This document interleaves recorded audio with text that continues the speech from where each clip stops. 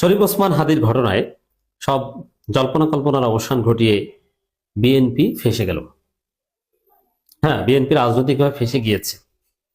এখান থেকে উত্তরণের কোনো সুযোগ বিএনপির আর নাই। বিরাট ক্ষতি হয়ে গেল বিএনপির। অসাধারণ ঘটনা ঘটে গেছে। বিএনপি ফান্দে পড়েছে, মাইনকে চিপায় পড়েছে ওসমান হাদির ঘটনায়। প্রথম থেকেই এটা হচ্ছে পরিস্থিতি বিএনপির প্রতি যে এখন ওসমান হাদির জায়গায় অন্য কেউ গুলিবিদ্ধ হতে পারত, কিন্তু না, এমন ওসমান হাদি গুলিবিদ্ধ হয়েছে যে ওসমান হাদিকে ঘেটু পুত্র বা নানান কিছু বলে বিএনপির লোকজন গালাগালি করত।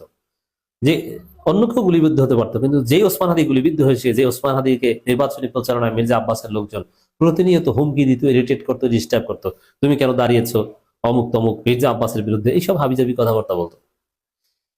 এটি তো বিএনপির জন্য কপাল খারাপ যে এমন লোক গুলিবিদ্ধ না হয় এমন কেউ হতো যাকে বিএনপি গালি দেয়নি, যাকে বিএনপি ডিস্টার্ব করেনি, তাহলে বিএনপির ঘাড়ে কোনো দোষ আসতো না। কিন্তু না, যাকে বিএনপি তারেক রহমান নির্দেশে, এই যে শাহেদ বিরানি এরা তারেক রহমান নির্দেশ ছাড়া কাউকে গালি দেয় না, তারেক রহমান নির্দেশে যাকে গালি দিত সেই লোকই গুলিবিদ্ধ হলো। এই গেল এক। দ্বিতীয় হচ্ছে, এই ওসমান হাদিকে হত্যা করেছে কারা বা হত্যার উদ্দেশ্যে গুলি করেছে কারা, এটাও এস্টাবলিশড হয়ে গেছে। এটা ভারত এবং আওয়ামী লীগের কাজ, মানে রয়ের প্রেসক্রিপশনে, রয়ের ডিজাইনে আওয়ামী লীগ এই কাজটা করেছে। জনমনে এটা এস্টাবলিশড হয়েছে এবং এই সম্পর্কে যারা এগুলো নিয়ে যারা কাজ করেছেন, জার্মানির একজন এবং জুলকারনাইন সাহের আছেন বা ডিসেন্ট আছে, যারা এটা নিয়ে ন্যারেটিভ নির্মাণ করেছেন যে কারা কি করেছে, এটা এস্টাবলিশড হয়ে গেছে। এটা আওয়ামী লীগ করেছে এবং এটাকে এতে সহযোগিতা করেছে এবং নিরাপদে খুনিকে তাদের নিজ দেশ ভারতে আশ্রয় দিয়েছেন। এই তো এখন তাহলে এখন দেশপ্রেমিক আমরা যারা যারা ওসমান হাদির পক্ষে, এখানে প্রফেসর ইউনুস ওসমান হাদিকে বাংলাদেশের অস্তিত্বের সাথে তুলনা করেছেন, তাহলে আমরা যারা বাংলাদেশের অস্তিত্বের পক্ষে, সে অস্তিত্বের পক্ষের লোকজনের করণীয় কি? যে ভারত আমার দেশের অস্তিত্বের উপর আঘাত করে, ওসমান হাদির উপর আঘাত করে, সেই ভারতের আধিপত্যবাদের বিরুদ্ধে আমাদের সবাইকে সোচ্চার হতে হবে। ভারতের সাথে কূটনৈতিক সম্পর্ক স্থগিত করার আলটিমেটাম দিতে হবে।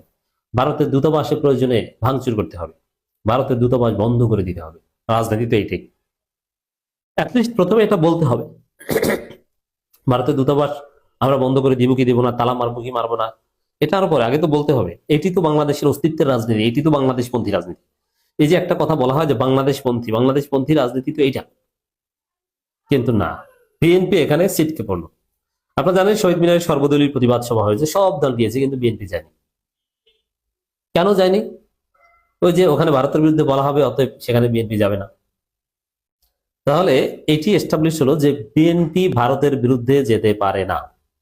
বিএনপি ভারতের দালাল। শরীফ ওসমান হাদির উপর গুলি করেছে ভারতের প্রেসক্রিপশনে, ভারত তাদের আশ্রয় দিয়েছে, তারপর তারা ভারতের বিরুদ্ধে কোনো কথা বলবে না।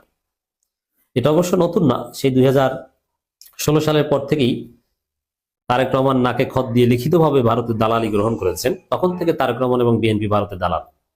তখন থেকেই জামাতকে চিনি না, হুজুরদের চিনি না, তাদের সাথে জোট নাই। জোট ওটার কৌশলগত, হুজুরদের তারা ডাকে না, হুজুরা ডাকলে বিএনপি যায় না, যুগপথের শরিক জামাত না, কত কিছু মনে আছে।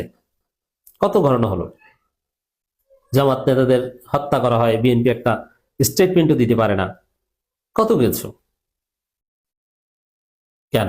ওই যে ভারতের ফাঁদে পড়েছে 2016 সাল থেকে। স্মরণ করিয়ে দিই, মোদির কাছে তারেক রহমান দূত পাঠিয়েছিলেন, হুমায়ুনকে, আরো কয়েকজনকে পাঠিয়েছিলেন। সেই হুমায়ুন সাহেব, যাকে বলা হয় যে বিএনপি ক্ষমতা আসলে পররাষ্ট্রমন্ত্রী হবেন, সেই হুমায়ুন সাহেব তারেক রহমানের পক্ষ থেকে বলে এসেছেন যে আম্মা বা আব্বা এতদিন যে রাজনীতি করতেন ভারত প্রশ্নে, আমি ওই রাজনীতি করবো না। তখন থেকে বিএনপি হুজুরদের ছেড়ে না, জামাতের ইফতার পার্টিতে যায় না, আর জামাতকেও দাওয়াত দেয় না, আরো কত কিছু। জাস্ট ইফতার পার্টির কথাটা বললাম এই কারণে যে একটা উপায় ছিল যে এই দুই দল পাশাপাশি আসবে, সেই জায়গাটাও বন্ধ হয়ে গেছে। তো দর্শক, এখন বিবিসি বাংলা খবর করেছে যে ওসমান হাদি ইস্যুতে সর্বদলীয় প্রতিবাদ সভায় বিএনপি ছিল না কেন। এই প্রশ্নের উত্তরেই বিএনপি আনুষ্ঠানিকভাবে ফেসে গেল। যে বিএনপি সর্বদলীয় প্রতিবাদ সভায়, এখানে প্রথম কথা সেটা একটা মুনাফিকি। কারণ ইউনূসের দরবারে বসে কথা হয়েছিল যে সর্বদলীয় প্রতিবাদ সভায় বিএনপি তাদের রাজি হয়েছিল, কিন্তু কথা ছিল বিএনপিও যাবে, কিন্তু যায়নি। এটা একটা মুনাফিক। কথা দিয়ে কথা যে না রাখে সে হচ্ছে মুনাফিক, যদিও এটার অব্লিগেশন ছিল, বিষয়টা এরকম নয়। ইনকিলাব মঞ্চের মুখপাত্র ও আগামী সংসদ নির্বাচনের জন্য ঢাকা 8 আসনের সম্ভাব্য স্বতন্ত্র প্রার্থী শরীফ ওসমান হাদিকে হত্যা চেষ্টার প্রতিবাদে শহীদ মিনারে সর্বদলীয় প্রতিরোধ সমাবেশে প্রধান রাজনৈতিক দল বিএনপির কোন নেতার যোগ না দেয়া নিয়ে রাজনৈতিক মহলে কৌতূহল তৈরি হয়েছে। এই কৌতূহলের মাধ্যমেই বিএনপি ধরা খেয়েছে কি, যে বিএনপি ভারতের দালাল, ভারতের বিরুদ্ধে বলবে, এই কারণে যেতে পারেনি। দেখেন এই রিপোর্টের মধ্যেও মজার কথা আছে। সোমবার শহীদ মিনারে ওই সমাবেশের আয়োজন করেছিল ইনকলাব মঞ্চ। ওই অনুষ্ঠানে সংগঠনটির সদস্য সচিব আব্দুল্লাহ জাবের জানিয়েছেন যে বিএনপি সরাসরি উপস্থিত না হলেও জানিয়েছেন ইনকলাব মঞ্চে সব আন্দোলনের সঙ্গে তারা একাত্মতা পোষণ করে। এটা হচ্ছে আরেক মুনাফিক। এখানে আপনার আসার কথা, সরাসরি উপস্থিত হওয়ার কথা, সবে আসতে পেরেছে, আপনি আসেন নাই কেন? আপনার কি আমাশা হয়েছে না কি হয়েছে? ফাজলামি মারান। যাই হোক, এটা স্পষ্ট যে ভারতের বিরুদ্ধে কথা হয় এইসব জায়গায় বিএনপি যেতে পারে, মানে ভারতের সাচ্চা দালাল বিএনপি। বিএনপির কোন প্রতিনিধি দল না থাকলেও ওই সবাই দেশে সক্রিয় এই মুহূর্তে সক্রিয় সকল রাজনৈতিক দল, জামাত ইসলামী সহ সবাই উপস্থিত ছিল। শনিবারের এই সমাবেশে সাবেক উপদেষ্টা মাহফুজ আলম একটা লাশ বলে আমরা কিন্তু লাশ নেব বক্তব্য দিয়ে নতুন করে আলোচনায় এসেছেন। এটা কেউ কোনো বিতর্কিত বক্তব্য দিলে তার দায় সে নিবে, আর একটা লাশ পরে লাশ নেবে এটার ব্যাখ্যা আছে, এটা যৌক্তিক। আওয়ামী লীগ খুন করলে আওয়ামী লীগকে ধরা হবে, এটা বিপ্লবের চেতনা, এটা নেগেটিভ কিছু না। কিন্তু বিএনপি সুশীল, তাদের সুশীলগিরি দিয়ে কি হাসিনার পতন হয়েছে? লাশের পরিবর্তে লাশ পেলে পুলিশকে মেরে ঝুলিয়ে রেখে হাসিনার পতন হয়েছে, এটা অস্বীকার করতে পারবে? নেবার।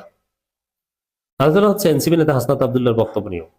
তিনি সেভেন সিস্টার্সকে, ভারতের পূর্বাঞ্চল ভারত থেকে আলাদা করে হুমকি দিয়েছে। যারা আমাদের শত্রু তাদের সাথে এরকম কথা বলাই যায়। আর এটা কন্ডিশনাল বলেছেন যদি হাসিনাকে ফেরত না দেয়, হাসিনাকে ফেরত দেয়া বাধ্যবাধকতা আছে আইন অনুযায়ী, তাহলে সেভেন সিস্টার্স আলাদাকরণ করতে আমরা বিচ্ছিন্নতাবাদী আশ্রয় দেব। কন্ডিশনাল বলেছেন। এখানে হাসনাত আব্দুল্লাহর বক্তব্য নিয়ে দেখলাম অনেক পররাষ্ট্রনীতি বিশেষজ্ঞ কথা বলছেন। আর এটা কন্ডিশন দিয়ে বলেছেন, এটা তো বলেন না যে এমনি এমনি আমরা এটা করবো। ভারত হাসিনাকে ফেরত দিয়ে দিলে তো কোনো সমস্যা না, তাহলে তো বন্ধু রাষ্ট্র।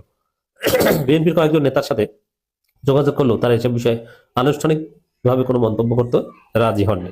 তাহলে স্থায়ী কমিটির একজন সদস্য শুধু বলেছেন রাজনৈতিকভাবে ব্যবহার হওয়া কিংবা উত্তেজনা বা উস্কানি যেন জড়াতে না হয় সেজন্য সশরীরে ওই সবাই তারা যাননি।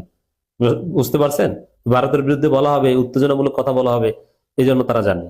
বিশ্লেষকরা বলছেন হাদি বলে বিদ্যুৎ হওয়ার পর দলটির সিনিয়র নেতা মির্জা আব্বাস যেভাবে অপ্রীতিকর পরিস্থিতিতে বলেছেন সেটা সোমবার সবাই সশরীরে দলটির নেতাদের না যেতে ভূমিকা রেখেছে বলে তারা মনে করেন। হ্যাঁ, মানে কি ভয় পান যে ভুয়ো বলে কিনা? তাহলে চোরের মনে পুলিশ ফেলিস, বিএনপি মনে করেছে আমরা হত্যা করেছি, এখন ইনকিলাব মঞ্চ কিনে কি বলে। তারা বলছেন যে অভিজ্ঞতা থেকে দলটির নেতারা হয়তো আজ করতে পেরেছেন যে বিভিন্ন ধরনের বিতর্কিত কিংবা উস্কানিমূলক বক্তব্য আসতে পারে, যার দায় বিএনপি নিতে চায়নি। মানে ভারত বিরোধী কোনো বক্তব্যের দায় বিএনপি নেবে না।